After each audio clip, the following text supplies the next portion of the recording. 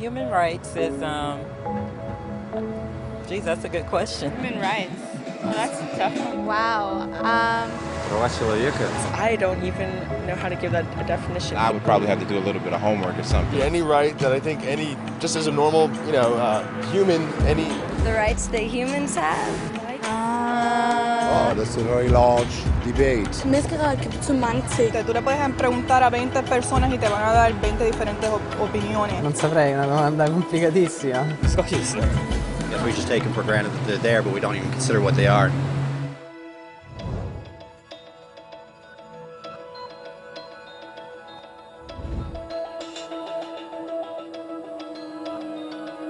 Los derechos humanos son los derechos que tienes simplemente por ser humano. Es la forma en que instintivamente esperas que se te trate y el trato que mereces como persona, como el derecho a vivir en libertad, hablar con franqueza y ser tratado con igualdad. Hay muchos tipos de derechos. La mayoría tienen que ver con cierto grupo. Pero los derechos humanos son los únicos que le corresponden absolutamente a todo el mundo en todas partes. Eso significa niños, gente mayor, pobres, jugadores de básquet, basureros, cantantes de rap, maestros, africanos, indios, albanos, cristianos, musulmanes, cabalistas, ateos, tu madre, tu padre, el vecino y tú. Todos tienen los mismos derechos humanos exactos. En otras palabras, son universales. Pero la cuestión sigue en pie. ¿Qué son? Name the human rights? What the human rights are? The right to live. Equality between all peoples. Right to religion, the right to... Is there supposed to be a list somewhere I should be aware of? De acuerdo con las Naciones Unidas, hay un total de 30 derechos humanos, que generalmente se agrupan y se llaman simplemente derechos humanos. Se enumeran en la Declaración Universal de los Derechos Humanos, que es el documento sobre el tema más aceptado en el mundo. Pero llevó mucho tiempo para que llegaran. Al principio no había derechos humanos. Si estabas con la gente adecuada, estabas a salvo. Si no, no lo estabas. Pero entonces Ciro el Grande decidió cambiar todo eso. Tras conquistar Babilonia, hizo algo completamente revolucionario. Anunció que todos los esclavos podían irse en libertad. También dijo que la gente era libre de elegir su religión, sin importar de qué grupo fueran parte. Documentaron sus palabras en una tablilla de arcilla, conocida como el cilindro de Ciro, y así sin más nacieron los derechos humanos. La idea se extendió rápidamente, hasta Grecia, la India y al final hasta Roma. Se dieron cuenta de que la gente seguía de forma natural ciertas leyes, incluso aunque no se les dijera que las siguieran. Llamaron a esto derecho natural, pero siguió siendo pisoteado por quienes se encontraban en el poder. No fue hasta 1000 años más tarde en Inglaterra donde finalmente hicieron que el rey estuviera de acuerdo en que nadie podía invalidar los derechos de la gente, ni siquiera un rey. Los derechos de la gente fueron finalmente reconocidos y estaban ahora a salvo de los que estaban en el poder. Hasta cierto punto. Todavía hizo falta que un grupo de rebeldes británicos declarara su independencia antes de que el rey entendiera que todos los hombres han sido creados iguales. Es decir, no es que a él le gustara la idea, sino que no pudo pararles, y así nació América. Los franceses siguieron inmediatamente con su propia revolución por sus propios derechos. Su lista era más larga e insistían en que esos derechos no eran solo inventados, eran naturales. El concepto romano de derecho natural se había convertido en derechos naturales. Por desgracia, no todo el mundo estaba tan entusiasmado.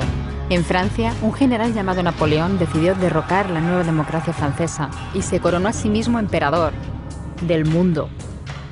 Y casi tuvo éxito. Pero los países de Europa unieron fuerzas y lo derrotaron. Y los derechos humanos eran una vez más un tema candente. Se redactaron acuerdos internacionales garantizando ampliamente muchos derechos por toda Europa. Pero solo a través de Europa. El resto del mundo de alguna forma todavía no cualificaba. En vez de eso fueron invadidos, conquistados y consumidos por los enormes imperios europeos. Pero entonces un joven abogado de la India decidió que ya había sido bastante. Se llamaba Mahatma Gandhi y frente a la violencia insistió en que toda la gente en la tierra tenía derechos, no solo en Europa. Al final hasta los europeos empezaron a estar de acuerdo. Pero no iba a ser tan fácil. Habían estallado 2 guerras mundiales. Hitler exterminó a la mitad de la población judía de la Tierra en los horrorosos campos de muerte nazi. En total, 90 millones de personas habían muerto. Nunca los derechos humanos habían estado tan horriblemente cerca de la extinción. y nunca había estado el mundo tan desesperado por un cambio. De forma que los países de la Tierra hicieron causa común y formaron las Naciones Unidas. Su propósito básico era reafirmar la fe en los derechos humanos fundamentales, en la dignidad y el valor de la persona humana. ¿Pero qué eran los derechos humanos? ¿Eran las proclamaciones de Ciro? ¿El derecho natural de Roma? ¿Las declaraciones de Francia? Todo el mundo parecía tener una idea ligeramente distinta de lo que deberían ser los derechos humanos. Pero bajo la supervisión de Eleanor Roosevelt, finalmente se pusieron de acuerdo en una serie de derechos para absolutamente todo el mundo. La Declaración Universal de Derechos Humanos. El concepto francés de los derechos naturales se había convertido finalmente en los derechos humanos. Así que, en resumen, al principio solo unos cuantos afortunados tenían derecho alguno, hasta que uno de ellos decidió, oye, otra gente también debería tener derechos, lo que fue estupendo, salvo que no todo el mundo estuvo de acuerdo. Y solo que llevó unos cuantos miles de años de lucha, declaraciones y más lucha hasta que finalmente todo el mundo estuvo de acuerdo en que los derechos humanos deberían ser para todos. Y vivieron felices y comieron perdices. Salvo que hay un pequeño problema. Si la gente tiene derecho a la comida y el cobijo, ¿por qué hay 16.000 niños muriendo de hambre cada día? 1 cada 5 segundos. Si la gente tiene libertad de expresión, ¿por qué hay miles de personas en prisión por hablar claro? Si la gente tiene derecho a la educación, ¿por qué hay más de 1.000 millones de adultos incapaces de leer? Si la esclavitud ha sido abolida verdaderamente, ¿por qué hay 27 millones de personas todavía esclavizadas hoy en día? Más del doble de las que había en el siglo XIX. El hecho es que, cuando se firmó, la Declaración Universal de los Derechos Humanos no tenía la fuerza de la ley. Era opcional.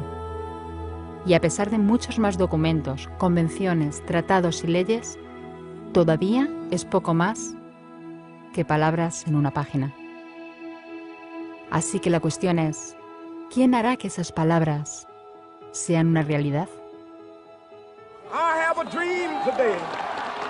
Cuando el Dr. King se manifestó en pro de la igualdad racial, se estaba manifestando por los derechos que las Naciones Unidas habían garantizado hacía casi 2 décadas. Pero con todo, se manifestó. Cuando Nelson Mandela defendió la justicia social en la década de 1990, su país ya había estado de acuerdo en abolir esa discriminación desde hacía ya casi 40 años. Pero con todo, él luchó. Los que luchan hoy en día contra la tortura, la pobreza y la discriminación no son gigantes o superhéroes. Son gente, niños, madres, padres, maestros, individuos librepensadores que se niegan a quedarse callados, quienes se dan cuenta de que los derechos humanos no son una lección de historia, no son palabras en una página, no son discursos, ni anuncios, ni campañas de relaciones públicas. Son las elecciones que hacemos cada día como seres humanos. Son la responsabilidad que todos compartimos, de respetarnos mutuamente, ayudarnos y proteger a los necesitados. Como Eleanor Roosevelt dijo, ¿dónde empiezan después de todo los derechos humanos universales? En pequeños lugares cerca de casa, tan cerca y tan pequeños que no pueden verse en los mapas del mundo. Aún así, son el mundo de la persona individual, el barrio donde vive, la escuela o la universidad a la que asiste, la fábrica, la granja o la oficina donde trabaja. Esos son los lugares donde cada hombre, mujer y niño buscan justicia igualitaria, igualdad de oportunidades, dignidad igualitaria sin discriminación. A menos que esos derechos tengan un significado ahí, tienen muy poco significado en cualquier otra parte.